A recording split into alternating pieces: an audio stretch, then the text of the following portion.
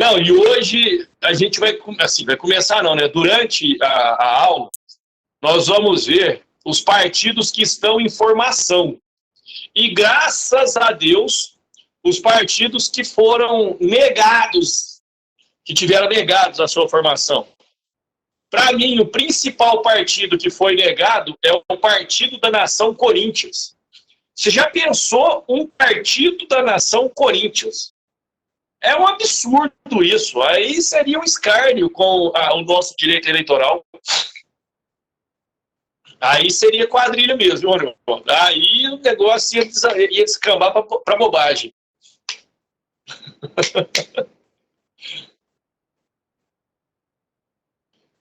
Não. É sem preconceito. Preconceito nenhum. Aqui, inclusive, é desprovido de qualquer preconceito. Tem um partido em formação, eu vou disponibilizar o link aqui no bate-papo depois. Tem um partido em formação que é o Partido Carismático do Brasil. Isso daqui tem uma série de interpretações. Eu estou colocando agora no bate-papo o link dos partidos em formação. E o link, esse outro link aqui, eu não vou disponibilizar agora não, porque a gente vai começar a aula praticamente com o bingo. Foi do mesmo jeito que eu comecei ontem. Deixa eu só perguntar, o 55348, esse daqui é quem?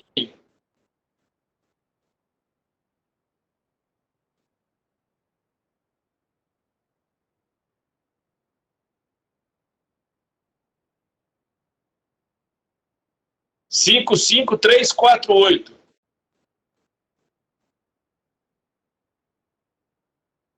A gente descobre. Vamos começar pelo Rodrigo aqui. Rodrigo, quantos partidos o Brasil tem? Está aberto seu microfone. Ué, uns, não sei, 100? 100? Não, menos. Passar para o próximo. O 55348. Quantos partidos o Brasil tem?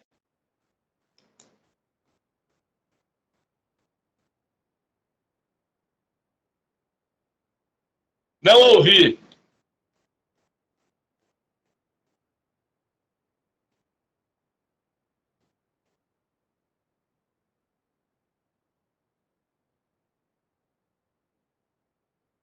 Vamos para o Diego.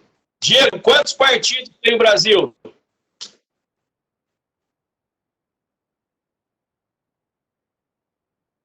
Eu habilitei. Aqui, está habilitado seu microfone, pode falar.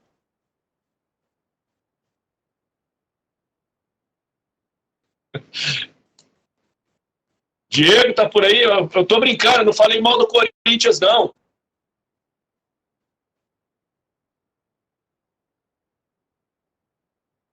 O pessoal, não tá ninguém na frente do computador. Eu tô aqui, tá eu e o Rodrigo só. Vamos ver. Marilene, quantos partidos tem no Brasil? Ai, meu Deus do céu. Peraí, professor.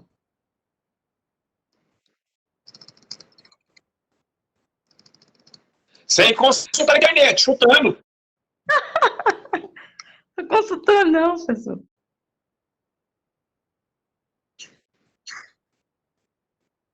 Tá consultando, não, né?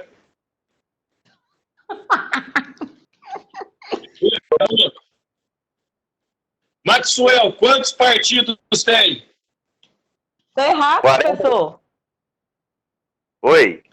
47 a 62, certeza. Rafaela, chegou. Tem 30. Quantos partidos? Oi, Marilene? A minha resposta tá errada? Sim. Tem 33. Consultor, né? Aí, tá vendo? Não consultei. O Brasil conta com 33 partidos. Os 33 partidos que nós temos são esses daqui. Eu vou disponibilizar o link para vocês, para sempre que alguém perguntar ou alguém falar que tem mais, vocês apresentam. Hoje, então, nós temos 33 partidos políticos. No entanto, pasmem, senhores, como diria nosso querido professor, atualmente nós temos 76 partidos em formação. Ou seja, existem 76 agrupamentos com intenção de participar do processo eleitoral. Agora, imagina só, o Brasil com 33 já é essa loucura. Com 76 partidos, vai ficar uma coisa de louco. E a nossa situação, a nossa Constituição Federal, ela... Eu engasguei, não é Covid. A nossa Constituição Federal, ela não tem por princípio, por fundamento, limitar o número de partidos. Ao invés de limitar, o que a nossa Constituição faz? Ela busca meios de comprovar que determinado partido ele tem a pujança necessária para poder representar determinados grupos. Ou seja, eu quero montar o Partido da Nação Corintiana, igual eles tentaram e não conseguiram. Eu preciso, primeiro, ter um grupo fundador, e esse grupo fundador, eles cuidarão posteriormente para poder fazer o apoiamento mínimo, que nós vamos ver provavelmente na próxima aula. Esse apoiamento mínimo é demonstrar que esse partido que está sendo constituído, ele tem representação em, no mínimo, 1/3 dos estados, ou seja, 1/3 do eleitorado. Ou seja, eu não posso simplesmente querer montar um partido que reflete exclusivamente a idade de Uberaba.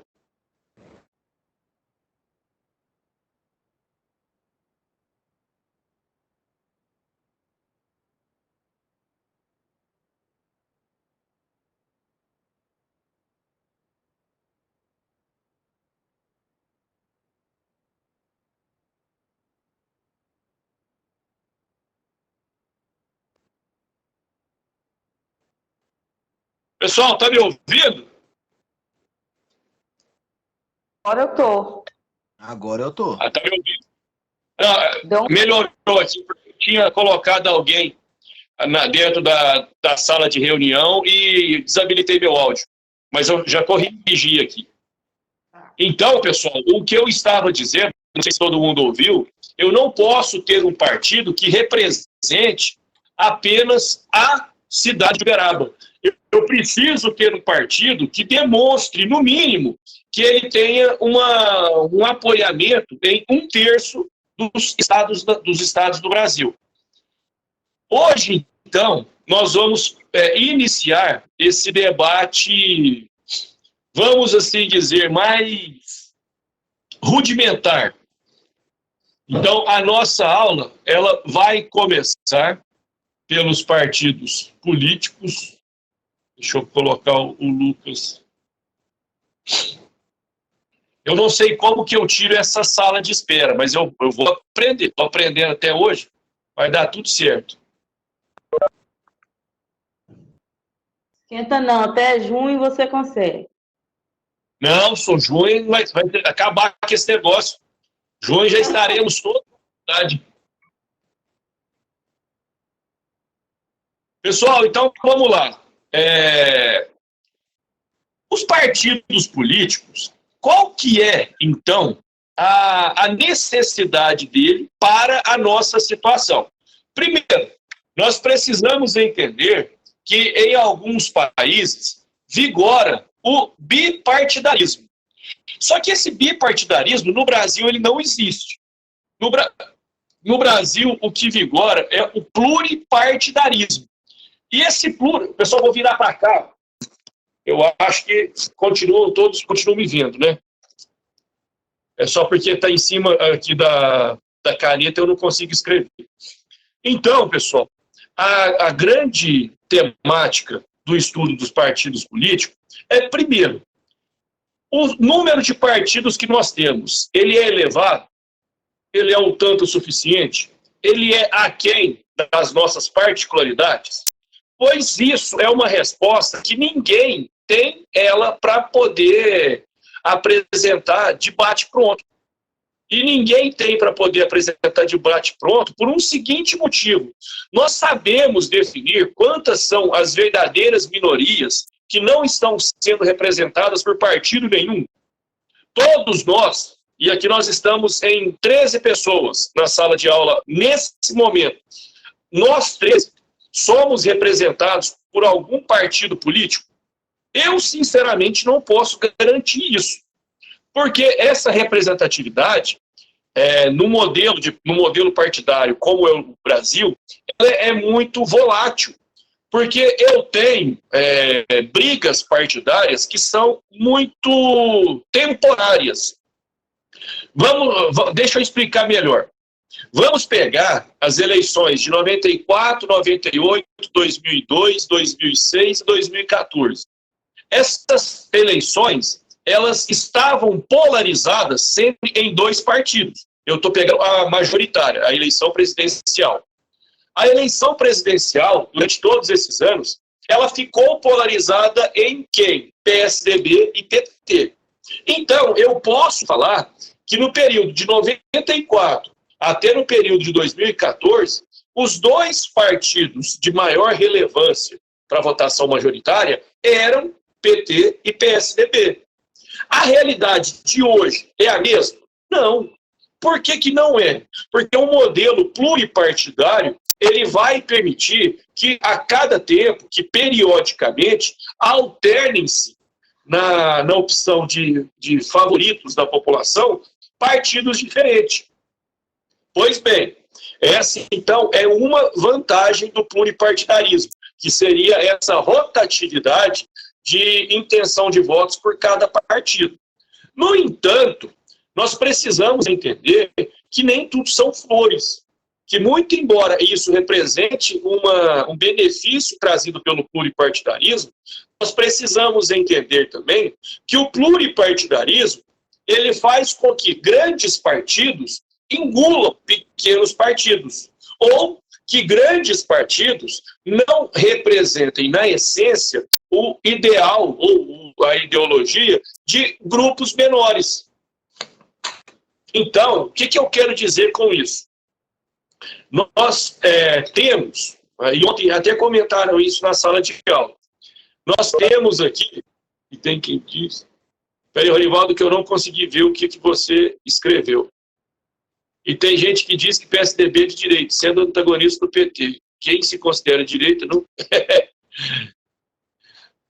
A bem da verdade, eu tive um professor, e esse meu professor, ele falava um negócio, e eu sou obrigado a concordar com ele.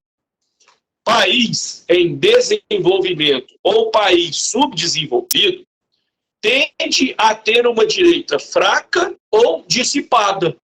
Por que ele tende a ter uma direita fraca ou dissipada? Porque, teoricamente, seriam de direita aquele pessoal mais liberal. Seria de direita o pessoal mais liberal e conservador. E quem, de fato, no Brasil, pode ser liberal e conservador? Primeiro que eu, João Paulo. Eu não acredito no conservadorismo na essência da palavra. Não acredito. Não acredito por quê? Porque conservar é ato ou efeito de conservar valores que foram, ao longo do século, sendo alterados. Por exemplo, eu sou conservador, mas se você é conservador, a que ponto? Ao ponto de querer andar com a mulher arrastando o cabelo? Não. Se você é conservador ao ponto de não admitir que a mulher trabalhe. Então, conservador, no nosso momento atual, é muito difícil de ter. Mas eu concordo com você, que o máximo que nós temos aqui no Brasil é um partido de centro-direita. Por que ele é um partido de centro-direita? Porque ele não é completamente de direita e, ao mesmo tempo, ele não está ele não está alinhado ideologicamente com os partidos de esquerda. Lembrando que essa questão do direita e esquerda, ele vem do parlamento francês, em que os burgueses sentavam do lado direito e aqueles deputados oriundos do proletariado sentavam do lado esquerdo. Por isso que há essa aproximação, essa terminologia. Mas aqui no Brasil, nós não temos partido de direita. Professor, o PSL Não, totalmente. Professor, o Aliança pelo Brasil, ele será de direita? Eu tenho as minhas dúvidas de que isso vai acontecer. Eu tenho totalmente as minhas dúvidas. O movimento direitista, que prega a sua essência, ele foge completamente do apoio estatal. Aí, vejamos, o Partido Novo O Partido Novo, ele é próximo à direita por conta do liberalismo. Só que, veja só, era o que eu ia falar. Em um país como o Brasil, em que a distribuição de renda dele é completamente falha, será que tem chance de êxito um partido amplamente à direita? Um partido que tire totalmente as atividades do Estado? Essa é a dúvida que eu planto, é a dúvida que eu deixo, porque eu, sinceramente, não acredito que o Brasil tenha condições de ter um partido de direita e que esse partido de direita ele obtenha êxito. Mas não, no Brasil nada é impossível. Se tem uma vantagem que eu, João Paulo, reconheço pelo pluripartidarismo, é que aqui no Brasil nós não teríamos chance de sucesso com um sistema bipartidário ou um tripartidário, porque 2 partidos não representam o ideal nacional, 3 partidos também não. Porém, eu também acredito que 33 seja um número exagerado.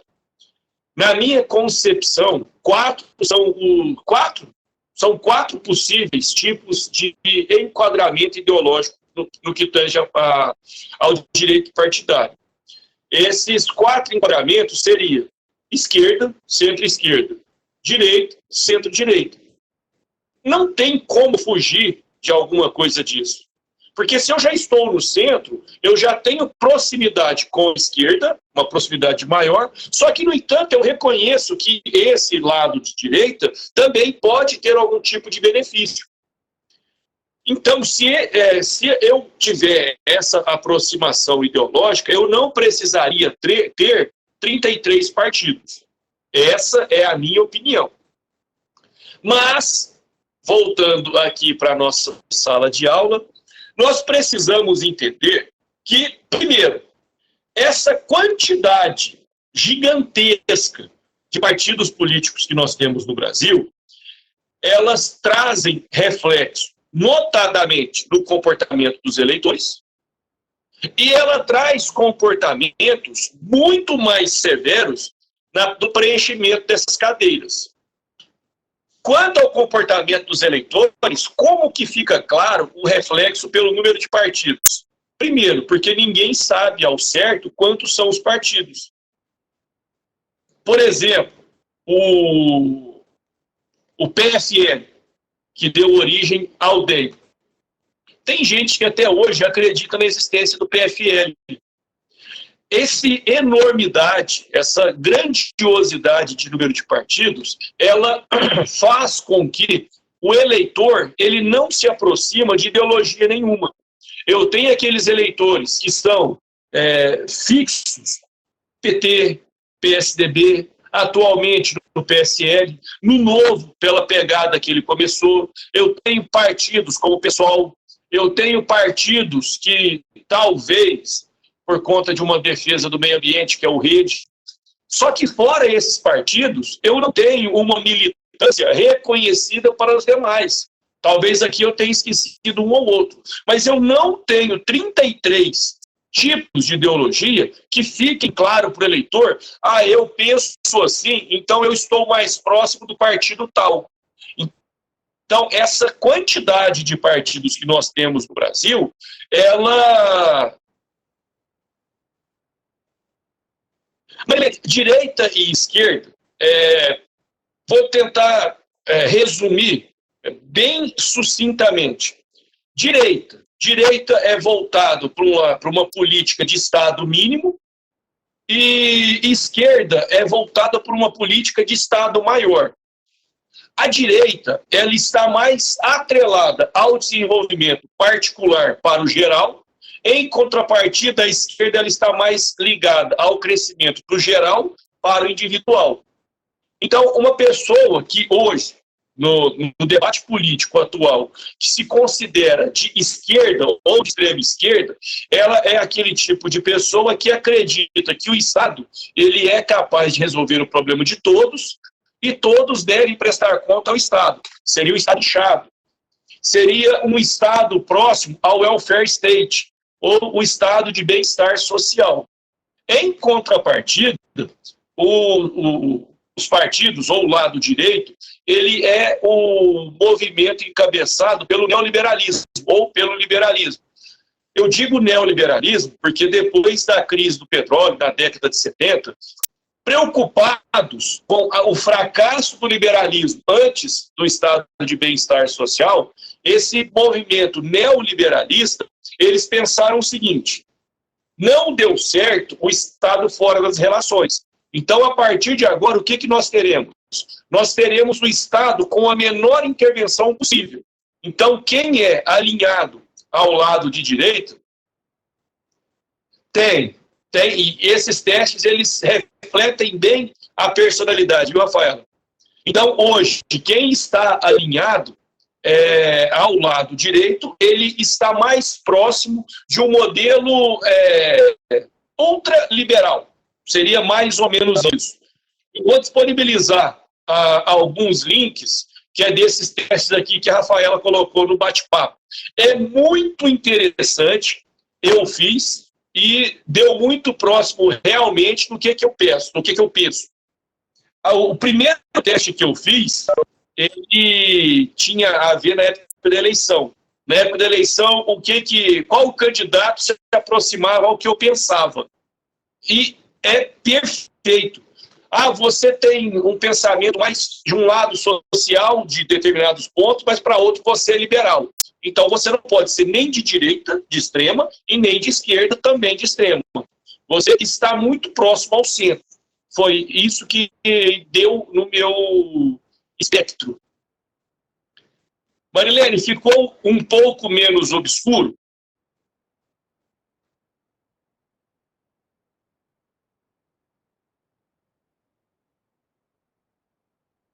E só para encerrar esse negócio, eu ouvi uma vez de que pobre de direita é burro e rico de esquerda é maconheiro. Gente, é a maior idiotice que nós temos. É a maior idiotice que alguém poderia falar. Primeiro, que convicção política, cada um tem a sua. Eu posso ser de uma classe menos favorecida, mas acreditar que o crescimento do particular, ele tem muito a ver com o Estado, mas só que depende mais de mim. Da mesma forma que eu posso ter uma condição financeira mais favorável e acreditar que os projetos sociais, eles sejam capazes de diminuir a diferença da desigualdade social. Por isso, estar alinhado com a esquerda. Professor, quer dizer que se eu não gosto de projeto social, eu sou de direita? Não. Não tem nada a ver uma coisa com a outra. Não. Eu não diria que o PT ele é um partido de esquerda. O PT ele é um partido de centro-esquerda. Ele não está alinhado à esquerda. Não tem jeito, Ronivaldo, isso daí é impossível. Rafaela, completamente. Primeiro que aqui no Brasil, foi igual o que o Ronivaldo escreveu aqui algumas conversas atrás. Cadê? O mais próximo que eu acredito de direita é o Partido Novo. Sim, o Brasil hoje, ele não tem um partido que seja completamente de esquerda. Professor, o PSTU, o PSOL, eu não sei se eles são completamente de esquerda. Eles nunca estiveram no poder para demonstrar isso. A filosofia, a ideologia deles são próximas à esquerda. O Novo, ele é bem próximo à direita, mas eu tenho como saber? Também não. Porque se a gente for olhar o governo do Romeu Zema aqui no Brasil, em Minas Gerais, ele não está totalmente à direita, ele seria um governo de centro-direita. O PCdoB, na sua essência, lá em 1922, sim, mas se você pegar o PCdoB, que fez parte do governo Lula, que tinha alguns ministérios e alguns programas que eles desenvolveram, também não seriam totalmente à esquerda. Me arrisco a dizer que se aqui no Brasil nós tivéssemos um termômetro se tivesse um termômetro de qual é o partido mais à esquerda, seria o PSOL. E qual seria o partido de menos esquerda, seria o Novo. E essa valeria para o lado inverso. O partido de mais direita, Novo. O partido de menos direita, seria o PSOL. Mas como a Rafaela disse, não tem jeito. Aqui no Brasil, o direito e esquerda que nós temos na França, ele não tem como ser encaixado no Brasil. Aqui nós deveríamos fazer algumas adaptações para poder aplicar. Como é que é, Ronivaldo? Estão todos na cara. Não, maldade. Pessoal, mas então, o que eu gostaria de que tivesse ficado claro com relação a esses números de partidos? Reflete no comportamento, porque eu não tenho como enquadrar nas ideologias pela quantidade que tem. E reflete diretamente na ocupação das cadeiras, dos cargos a serem disputados. E isso, gente, fica claro. Agora, vamos ver como que vai ser a eleição sem coligação, para a eleição proporcional. Porque com a coligação, o que havia? Eu tenho 33 partidos. Só que esses 33 partidos, eles se aglutinam em partidões com 4 partidos, que eram as coligações.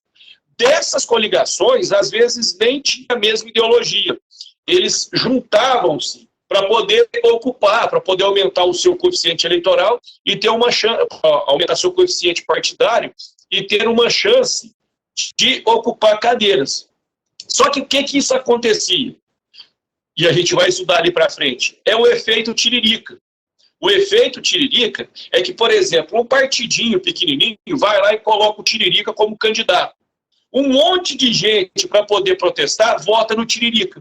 Só que o que acontece? Junto com o tiririca, vai mais um monte de gente junto, e esse pessoal que foi junto não era do meu interesse. Porém, com o nosso modelo partidário, ele proporcionou o acesso às cadeiras por esse pessoal.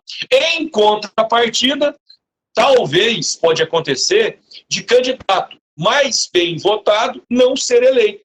E não ser eleito por conta de quê? Não ser eleito por conta dessa distribuição das cadeiras.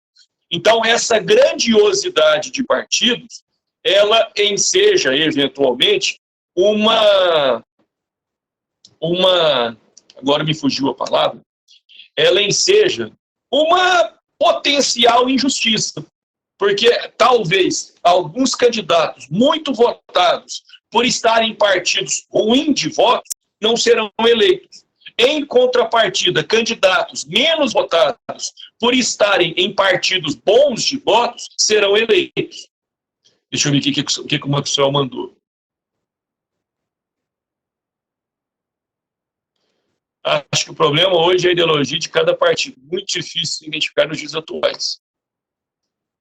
Perfeito, Maxwell. Hoje em dia, eu costumo falar, e uma vez eu fiz um seminário no mestrado, falando sobre as ideologias de conveniência. Essas ideologias de conveniência é o seguinte, pessoal, por favor, tem algumas pessoas saindo, não sei se é por conta desse debate. Eu, aqui na nossa sala de aula, eu proíbo qualquer tipo de crítica, qualquer tipo de coisa sobre pensamento, alguma coisa assim. Aqui nós estamos para debater o momento político. sem ideologia, sem convicção. Ninguém aqui vai saber qual que é o partido que eu tô, qual que é o partido que eu voto, nada a ver. Mas essa pergunta que o Maxwell fez, ela puxou um gatilho, que são as chamadas ideologias de conveniência. Ideologia de conveniência é o seguinte: vamos pegar a causa homossexual. A causa homossexual, ela é hoje, não só homossexual, a racial, a social, ela é hoje o que era em algumas décadas atrás a seca do Nordeste. Ou seja, eu tenho partidos políticos que eles abraçam esse tipo de causa, demonstrando ser os defensores, para quê? Para garimpar o voto. Então, eu não tenho como afiançar que durante toda a história desse partido, eles vão caminhar com essa mesma ideologia. Isso que o Maxwell disse é a mais pura verdade. Eu tenho situações em que a ideologia, ela estará presente enquanto aquele presidente estiver no comando, aquela ideologia ela estará presente quando aquele diretório estiver no comando. Quando sair esse diretório, provavelmente a ideologia muda. E a ideologia não pode mudar. Se tem uma coisa que não poderia jamais mudar, é a ideologia. Exemplo, Partido dos Trabalhadores. O Partido dos Trabalhadores, ele tem que ter alguma ideologia que foge à defesa do trabalhador? Não. O Partido Social Liberal, ele tem que ter alguma ideologia que foge do Estado democrático, o Estado Social Democrático Liberal? Também não. Então, pessoal, a ideologia, ela não pode mudar. E aqui no Brasil, nós temos hoje nós vivemos um momento que eu, sinceramente, desconheço da história nacional. Hoje, no Brasil, nós temos duas posições políticas. Ou você será bolsonarista, ou, por exceção, você será lulista. E, na verdade, não poderia ser assim, gente. Na verdade, nós estamos em um país em que a democracia vigora e que todos temos a liberdade e a possibilidade de criticar. Então, gente, acho que foi isso que você colocou. Hoje nós não podemos nos posicionar diferentemente do que está no poder, porque nós já somos esquerda. E nós não podemos manifestar alguma coisa a favor da esquerda, porque nós somos anti-direita. Isso é um erro. É abominável ter isso hoje, na era da informática, na era que tudo é fácil de pesquisar e de checar. É muito triste isso. Isso deveria ter acontecido em 94, em 98, em 2002, não hoje. Não em 2020, quando todo cidadão tem acesso à internet. Não poderia.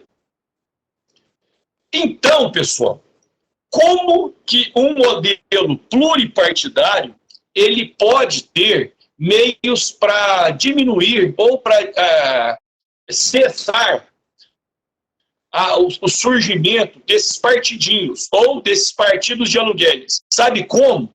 Através disso daqui. Salvo engano, é a Emenda Constitucional 97. A Emenda Constitucional 97, ela criou condições que o partido ele só vai ter acesso ao tempo de TV e ele só vai ter acesso ao fundo eleitoral se ele comprovar ser representativo. Só se tiver representatividade, você será tratado como um partido.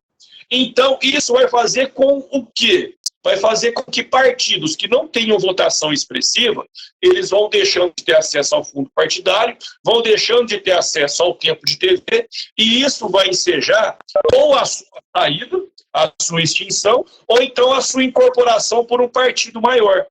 Então, em sistema pluripartidário, como acontece no Brasil, essa cláusula de barreira, ela pode ser enxergada como se fosse um meio constitucional de limitar a criação de partidos inexpressivos.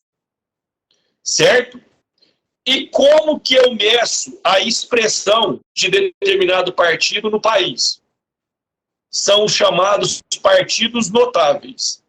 O Giovanni Sartori, ou Sartori, se alguém souber falar italiano e puder me corrigir, por favor. Giovanni Sartori, ele fala que eu consigo medir a notabilidade de um partido através da sua potencialidade de colisão e da sua potencialidade de chantagem. A potencialidade de coalizão seria o seguinte: se o partido A integrasse o meu governo, quais seriam os outros partidos que fariam parte desse mesmo governo? Ou seja, se o partido A ele entrar no meu governo, entraria junto B, C, D e E. Em contrapartida, eu tenho um partido menor, eu tenho o partido F. O que agregaria ao meu governo a entrada desse partido F? Se a minha resposta for nada, significa que ele não tem potencialidade de coalizão. Se representar um aumento significativo, significa que ele tem uma potencialidade de coalizão. Em contrapartida, ou também de uma outra forma de medida, nós temos a potencialidade de chantagem. E essa potencialidade de chantagem, ela seria o seguinte: se eu sair do governo, o que eu levo comigo? Eu vou levar muito apoio. Então, se a minha saída, chantagem, ela for sentida, significa que eu tenho potencialidade de chantagem. Em contrapartida, se a minha saída for inexpressiva, significa que eu não tenho essa potencialidade de chantagem. Então, vamos lá. A potencialidade de coalizão seria o que eu agregaria no governo. E a potencialidade de chantagem seria o que eu tiraria do governo com a minha saída. Então, esses são os dois critérios citados no livro Engenharia Constitucional para poder medir a expressão ou a notabilidade de determinados partidos. Confesso que eu concordo inteiramente com esse critério. Professor, eu posso ter algum outro? Pode sim. Mas, invariavelmente, ele vai cair na coalizão e na chantagem. Porque esses são dois critérios macros que tratam da entrada e que tratam da saída. Pessoal, até aqui, alguma pergunta? Tá tudo bem? Tá conseguindo compreender? Estou falando muitas groselhas, vocês não estão concordando? Não, beleza, então.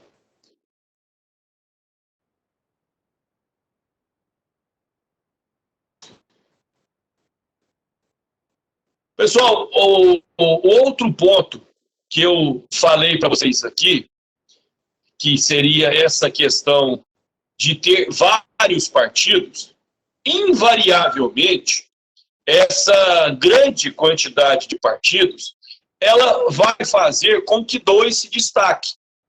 Só que isso vai acontecer no Brasil inteiro? Não.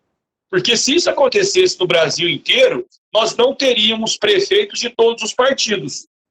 Então, essa pluralidade, ela vai permitir, e aquilo que eu expliquei lá no comecinho da aula, que eventualmente eu tenha disputa PT-PSDB.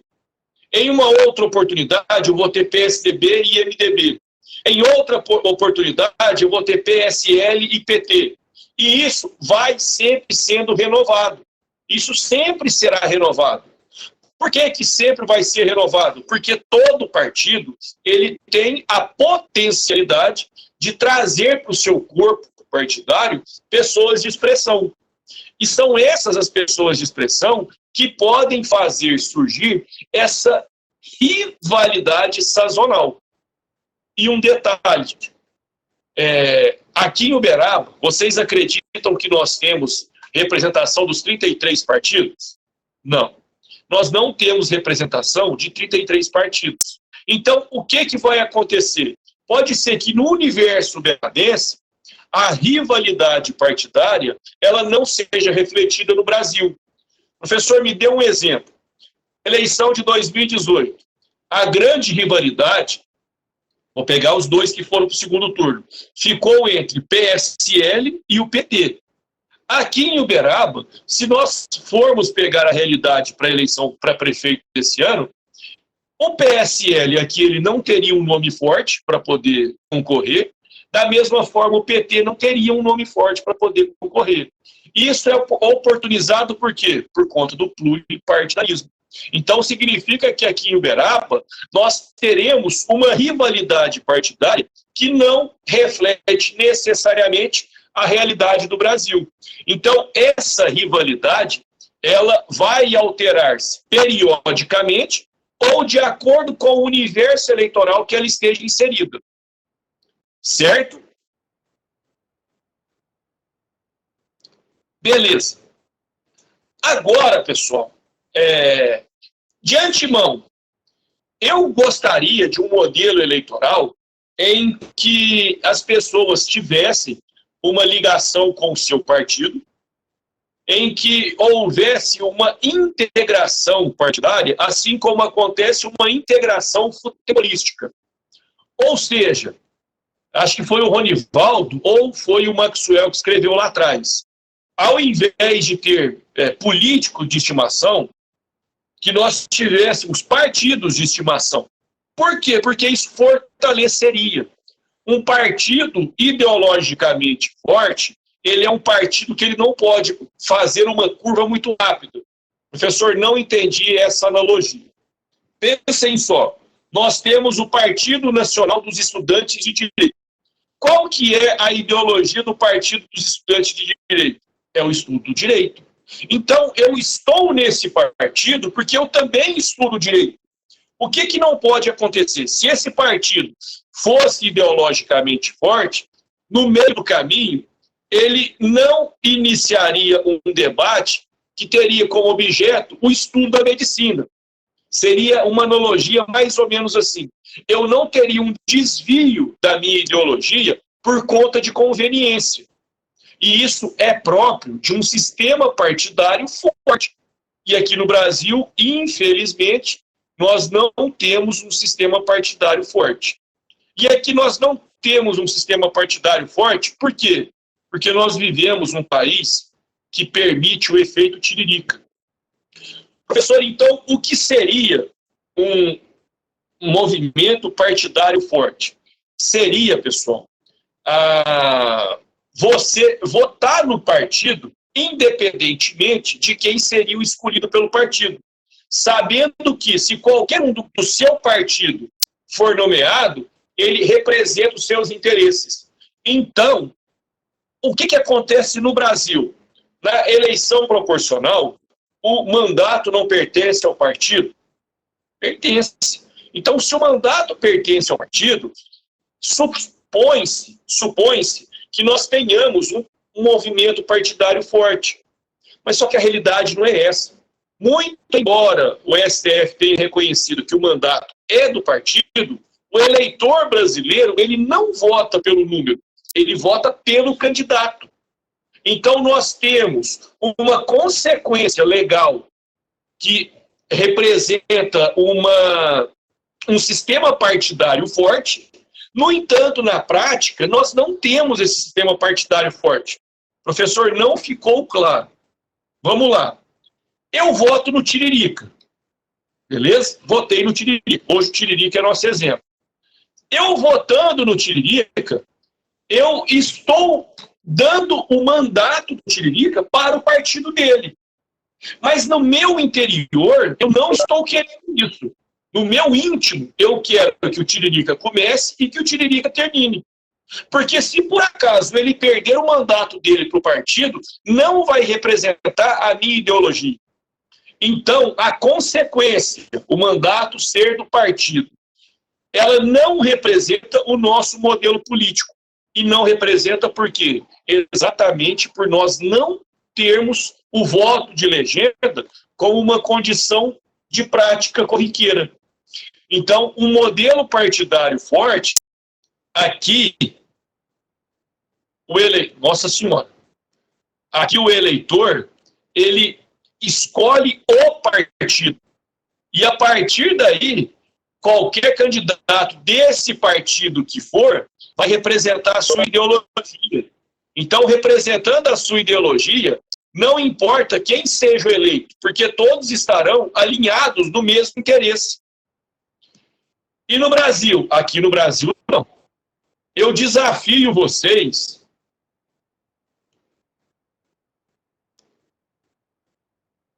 Sim, por isso que aqui no Brasil, e nós vamos tratar isso na próxima aula, existem os períodos para você poder fazer a troca de partido sem perder o mandato e, além disso, a condição de que se você estiver fundando um partido, você também não perde seu mandato. Então nós temos o período de troca-troca partidário. Então, pessoal, aqui eu desafio vocês a escreverem o nome dos partidos de todos os candidatos que vocês votaram nas últimas 2 eleições. Tirando a eleição majoritária, é difícil você, eu votei no candidato tal, e o candidato tal, na época, ele era do partido tal. É difícil. Por quê? Porque você despreza a representatividade do partido do seu candidato. Porque você está preocupado em escolher o seu candidato. Então, eu não voto ideologicamente, eu voto nominalmente. E essa votação nominal, ela não reflete a realidade. Por quê? Porque se porventura o mandato não pertence ao meu candidato, se eu votar nele e ele perder, eu perdi meu voto? Não. Porque no nosso sistema eleitoral, ainda que absurdamente, reconhece que o nosso movimento partidário ele é sólido. E esse é o maior equívoco. Achar que o sistema partidário brasileiro é forte. Maxwell, o que você escreveu aqui? É a dança das cadeiras, praticamente. Marilene, boa pergunta sua. Vamos lá. Pense o seguinte, nós 13 aqui, nós somos candidatos de um mesmo partido. Nós 13. Então, vamos supor que você tenha votado no Ronivaldo. Eu tenho, na votação final, eu tenho ficado em 3º lugar, o Ronivaldo tem ficado em 2º e o Maxwell tem ficado em 1º. O voto de todos os candidatos desse partido, ele vai ser computado no geral. Então, vamos lá. O número mínimo de votos para fazer uma cadeira tem que ser 5.000. Se o nosso partido tiver feito 10.000 votos, os 2 mais votados serão escolhidos para ocupar aquela cadeira. Professor, eu não entendi. Vou tentar escrever aqui. Vamos supor que o coeficiente eleitoral ele tenha sido de 10.000 votos. E vamos supor que o nosso partido ele tenha recebido 10.500 votos. Então, significa dizer que por esse coeficiente e por essa votação, não importa o número de candidatos naquele partido. Eu só vou ter diretamente eleito um. Então, todos os votos que compuseram esses 10.500 votos aqui servirão para fazer um eleito. Ou seja, no processo eleitoral, são 2 as competições. A primeira, para ser o mais votado do seu partido, e a segunda, para que todos os votos juntos do seu partido faça pelo menos a sua cadeira. Então, respondendo a sua pergunta, se eu voto no candidato e ele não consegue o número de votos para se eleger, os votos ficam para quem? Os votos ficam para o mais bem votado daquele partido. Ficou claro?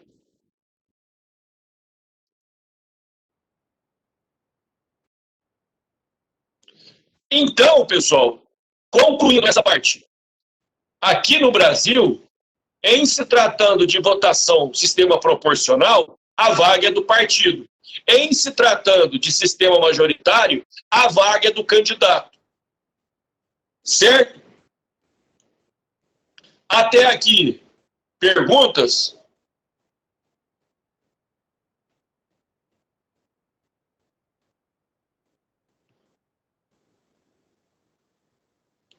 Pessoal, esse sistema partidário, esse fluxograma, eu retirei ele das 4 regras que o Giovanni Sartori, ele alega que movimenta o sistema eleitoral. Confesso para vocês que ela faz sentido. E ela faz sentido pelo seguinte: a primeira regra, ela dispõe que o pluripartidarismo, ele reconhece, ele conduz ao reconhecimento de 2 partidos relevantes.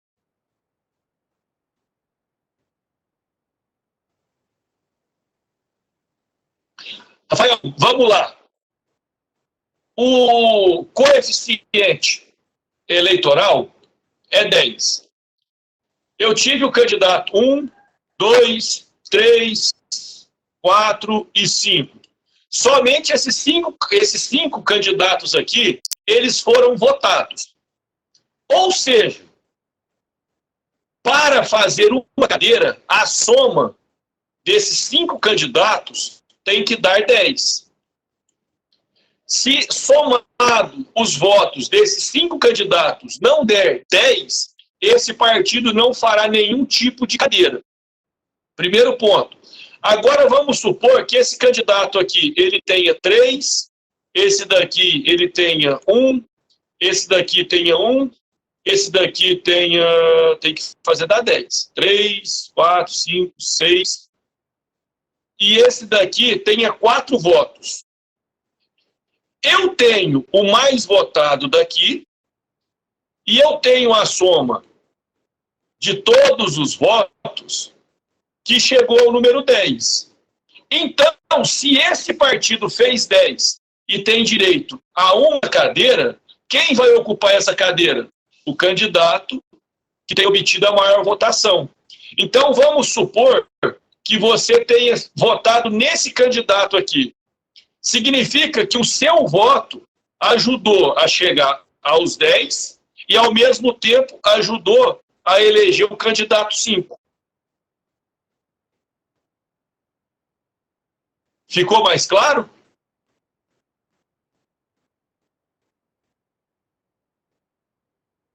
Beleza. Então, pessoal, o que eu estava dizendo é o seguinte.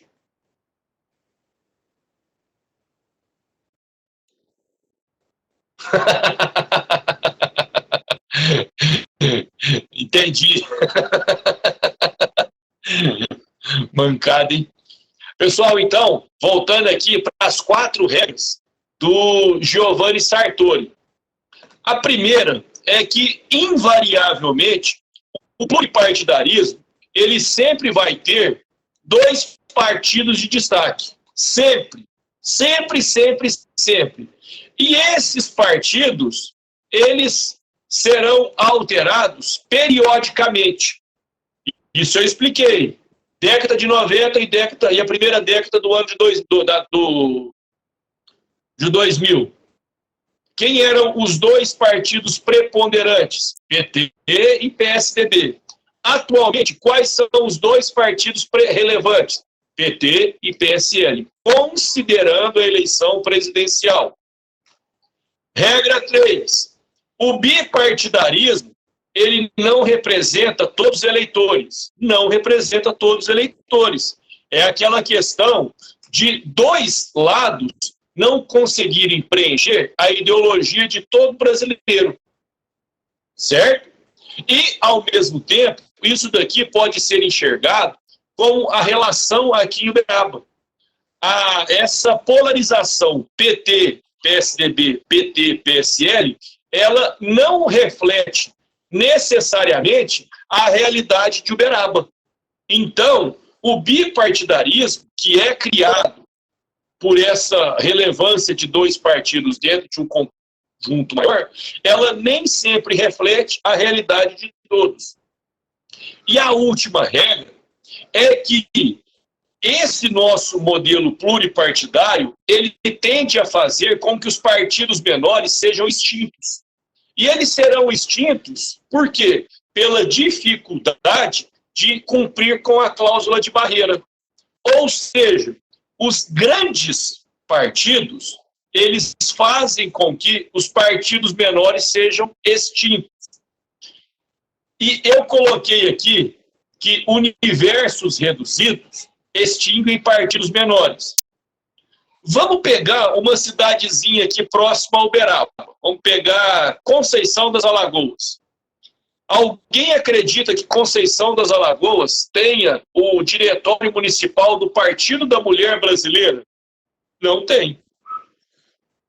Significa que em Conceição das Alagoas não tenha alguma mulher que tenha sua convicção política? Também não.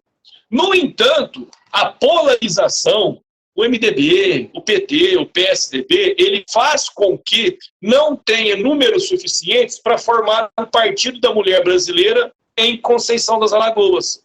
E isso é, invariavelmente, uma consequência do pluripartidarismo.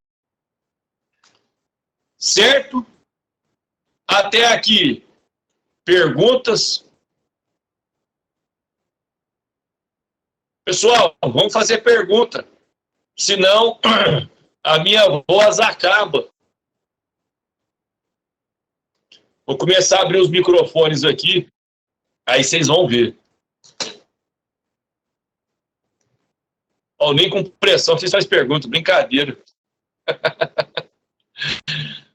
Bora para o próximo slide, então. Não tem pergunta demais. Pode perguntar todo tanto que ainda será pouco.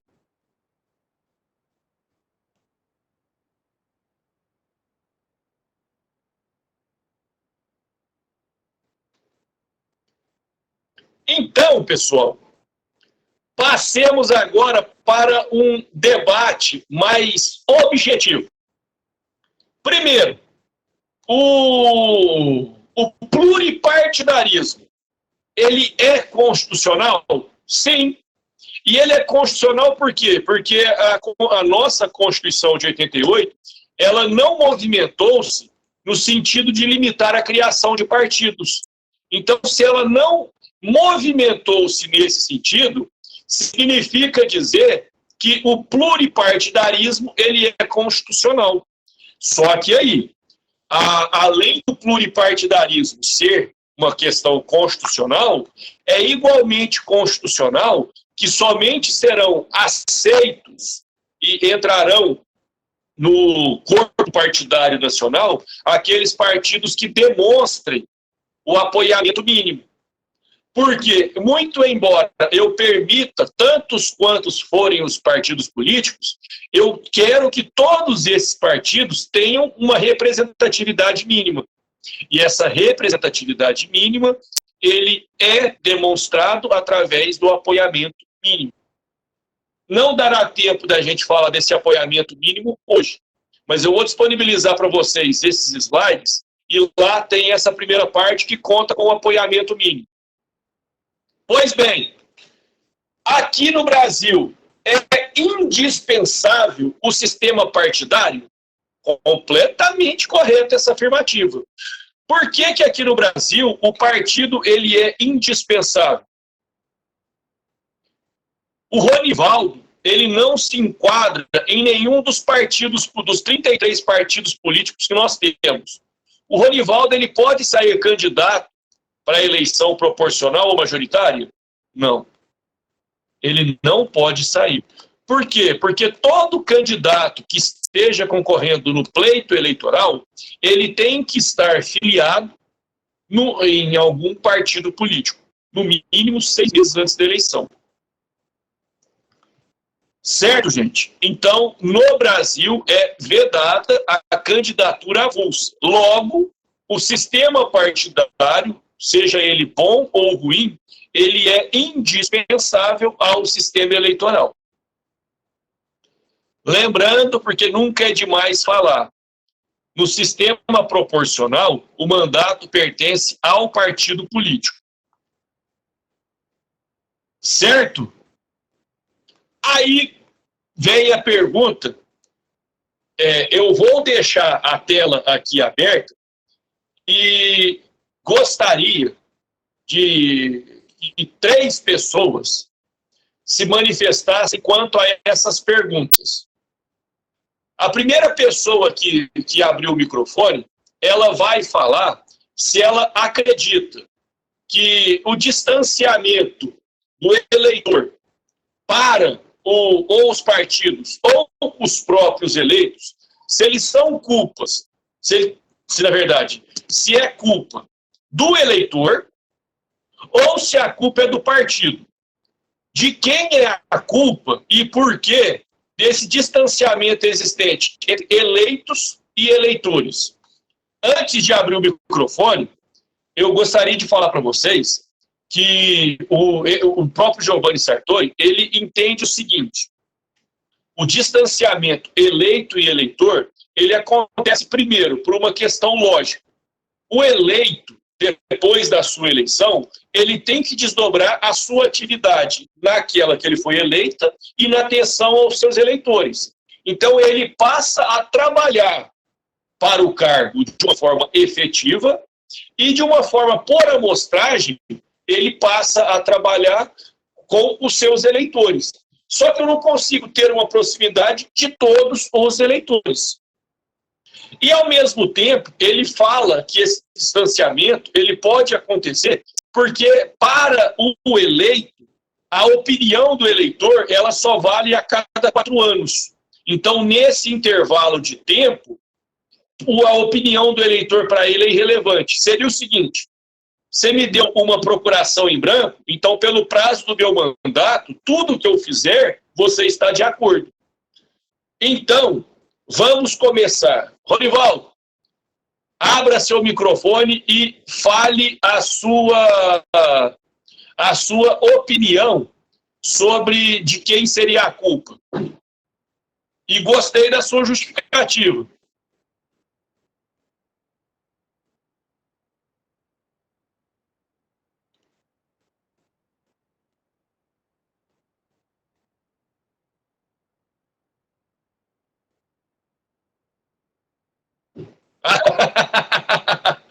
Não, então beleza. Pessoal, já... Ah, não está conectado. Beleza. Pessoal, eu não sei se todos leram o que o Ronivaldo falou. O Ronivaldo falou que, no entendimento dele, o distanciamento é culpa do eleitor. Que quem faz por onde, ainda mais hoje em dia, consegue as ferramentas. Então, segundo o entendimento do Ronivaldo, o eleitor, com toda a chance de acesso que ele tem, ele deveria fiscalizar de uma maneira mais próxima o seu candidato e não permitir o distanciamento. Entendo e aceito a opinião dele, até porque no direito não existe uma resposta certa ou uma resposta errada. Existe uma resposta carente de fundamentação. Ronivaldo, a questão da procuração em branco é porque, veja só, nós não temos na nossa Constituição a questão do chamamento ou do recall. Eu não consigo trazer o meu candidato para fora do cargo se ele não cumprir com os seus planos de governo. Então, o termo procuração em branco que eu uso é pela seguinte situação: a menos que o mandato dele seja cassado por um outro tipo de processo, tudo que ele fizer, ele vai fazer com o meu apoio. Afinal de contas, eu coloquei ele lá. Mas eu entendi o que você falou, que o estelionato eleitoral, ele é muito, mas é muito grande. Mas, infelizmente, a realidade é que nós outorgamos um poder muito grande para o candidato. Marilene, abra seu microfone e justifique, então, por que o distanciamento é culpa dos partidos políticos. Eu acho porque o eleitor, ele não é tão culpado. Muitas vezes ele tenta aproximar e o candidato, ele tem um interesse só no voto. Para ele ganhando, ele esquece que existe eleitor. É o que está acontecendo no Brasil hoje. O cara ganha a eleição e ele não quer saber daquele eleitor mais. Ele só vai lá daí a 4 anos para poder conquistar novos eleitores. Então, eu acho que a culpa não é do eleitor. Muitas vezes o eleitor quer se aproximar para cobrar alguma coisa e muitas vezes o candidato até diz que não está, entendeu? Muitas vezes vai até a sala dele, até a Câmara, procurar o vereador, no caso, que eu já vi acontecendo, e ele diz que não está. Então, quer dizer, o eleitor não é culpado. Ele procura para cobrar aquela promessa que o candidato fez. E o candidato foge da responsabilidade. Eu vou resolver os dois apontamentos ficando em cima do muro. No meu humilde entendimento, a culpa é 50% do partido, que não faz questão de apresentar a sua ideologia, e acontece exatamente esse efeito que a Marilene disse, e 50% da culpa é do eleitor por ser extremamente acomodado. Hoje em dia, o eleitor ele é tão acomodado que para ele tanto faz como tanto fez. Tendo a resolução e essa resolução lhe sendo favorável, para ele não importa quem foi que fez. Se tiver bom para ele, está tudo jóia. Então, aqui no Brasil, o distanciamento, a culpa é repartida entre eleito e eleitor.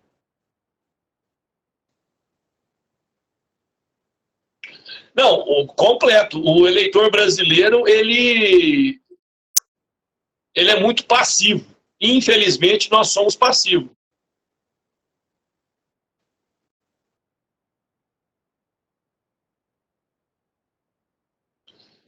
Concordo com o que o senhor disse, seu Edson. E, Rafael, acontece do voto por exclusão. Eu votei no candidato X porque no Y eu não voto em hipótese alguma. Isso acontece e acontece muito.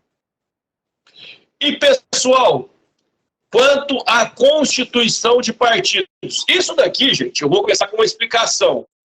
E depois vocês vão entender o porquê. Cláudio, eu sou contra. Eu sou completamente contra o voto facultativo.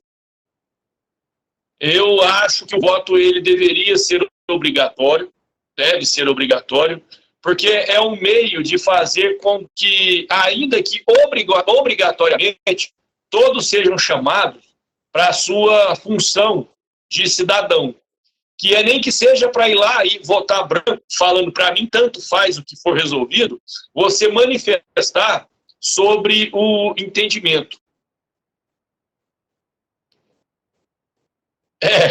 Essa é uma consequência, Rafaela. Se o voto tornar-se facultativo, o eleitor brasileiro não vai.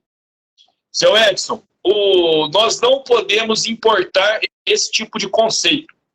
O americano, ele é educado por uma outra cultura. Isso já começa lá no modelo de colônia que eles foram. Eles foram uma colônia de povoamento. A nossa, em contrapartida, foi uma colônia de escoamento. Os britânicos que foram preencher as colônias americanas, eles foram com a intenção de fincar laços, de crescer, de desenvolver. Os portugueses que vieram para cá foram os piores tipos possíveis. Então, culturalmente, é muito diferente. É um abismo muito grande.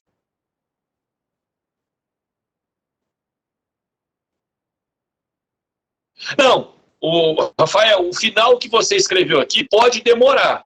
Sim, isso é uma questão de educação. Então, nós deveríamos mudar agora para pensar em voto facultativo, sei lá, daqui, para mim, 20 anos seria pouco. Mas o voto facultativo, ele é uma consequência de um domínio pleno do seu direito de cidadão. Para mim, João Paulo Borges Machado, brasileiro, 34 anos, advogado, professor universitário, obrigatório facultativo, eu iria. Para o meu tio, que mora lá no rincão de Goiás, que vai na cidade, a cidade tem 700 habitantes, meu tio não iria. E significa que ele entende menos do que eu? Não. De forma alguma. Significa que é uma opção dele de comparecer ao processo eleitoral. Rafael, perfeito. Aí a resposta que você me deu aqui comprova exatamente o que eu disse. Sabe por quê? Porque você não está indo votar, você não iria votar, porque você entende que o processo eleitoral não te representa. Mas você está fazendo isso com convicção. E a quantidade de gente que faria isso por preguiça, por não querer ir, por achar que o seu voto não faz a diferença. Então, o não ir votar, hoje, por mais que o voto seja obrigatório, o não ir votar te garante a justificativa. Então, nós temos os meios para aqueles que não querem de forma alguma votar. Tem a justificativa. Mas agora, tornar o voto facultativo, eu não entendo que nós estejamos democraticamente maduros. E Rafaela se escreveu.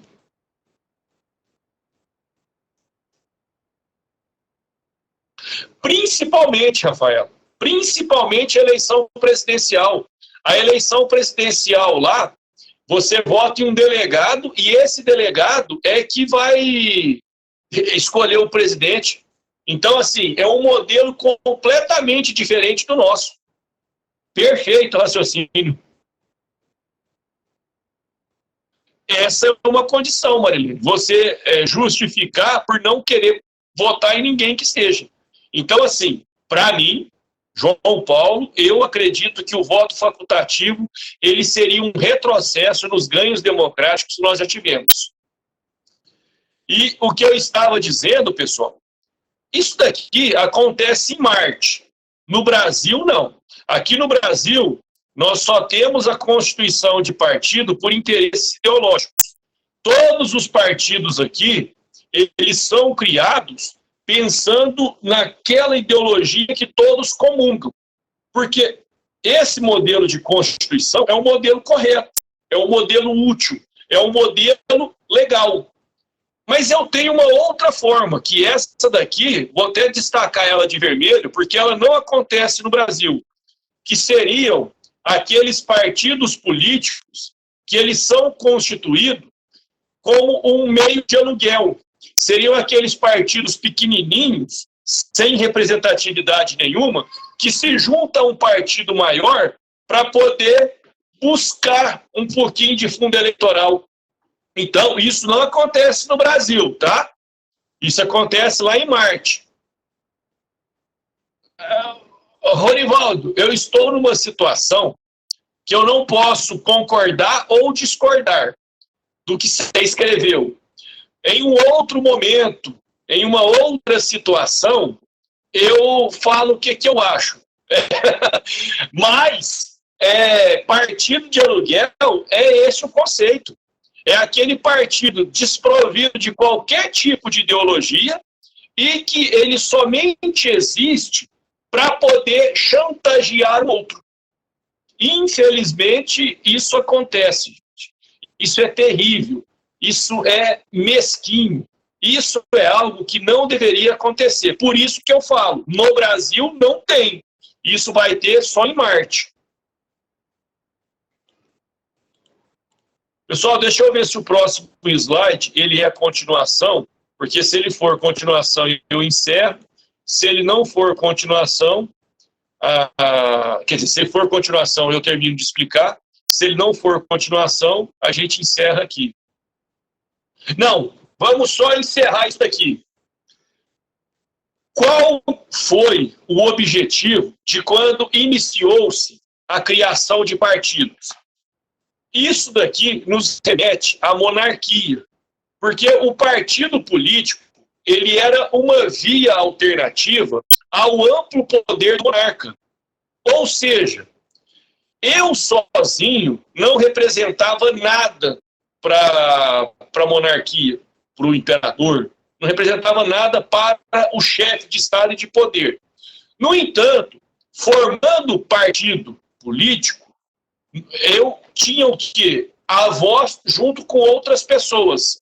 Então, nada não representa. Mas agora 1 milhão de nadas juntos, eles se transformavam em uma voz que ela deveria ser ouvida por quem estava no poder. E hoje, qual é a finalidade da constituição de partido? Esse é o ponto de debate que eu gostaria de trazer para a nossa aula. Então, gente, atualmente, a finalidade de constituir um partido ainda é essa, é de ser uma voz distoante diante do governador, do presidente, do prefeito. Ainda hoje, é com essa finalidade que são constituídos os partidos? A minha resposta, não. A minha resposta é que hoje não mais isso acontece. E justifico.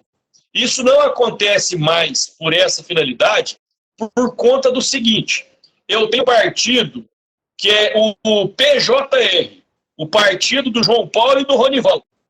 Aí, o João Paulo e o Ronivaldo, eles separaram em determinada eleição e um já não fala mais a mesma língua do outro. Sabe o que vai acontecer? O João Paulo forma um partido, o Ronivaldo forma outro partido. Então, não é para dar a voz àqueles que não têm. Hoje em dia, como eu disse lá no começo da aula, nós temos muitos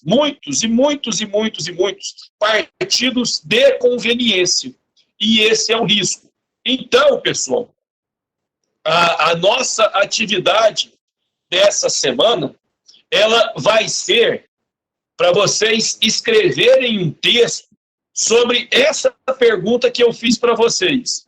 Antigamente, a constituição dos partidos, ela era necessária para quê? Para dar voz àqueles que não tinham.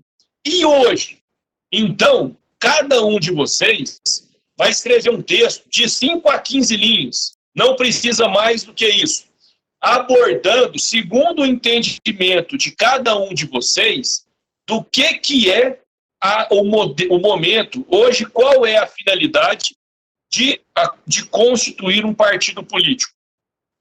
Eu vou disponibilizar a atividade com explicações maiores, mas já ficam refletindo sobre isso, porque a nossa atividade vai ser essa.